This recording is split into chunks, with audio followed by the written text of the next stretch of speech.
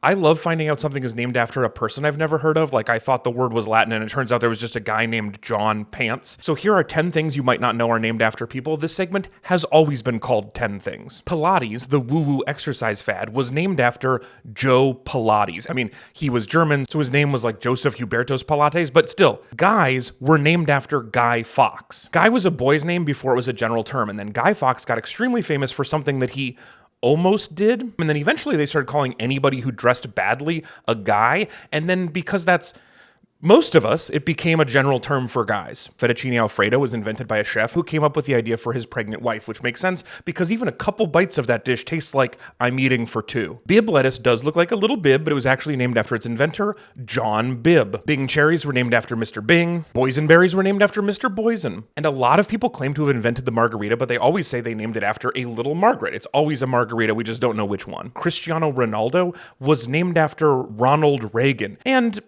that tracks. I joked about John Pants, and that's not real, but they are named after a person, just not a real person. There was a character in old Commedia dell'arte named Pantaloon, and instead of the normal trousers that have the two legs separate, his met in the middle at the top. And so that style of trouser became known as a pantaloon and then pants. And my favorite one, Apple Computers, named after the fruit, obviously named their main line of computers after the Macintosh Apple. And those were named after their discoverer, so the Apple Macintosh is named after John Macintosh.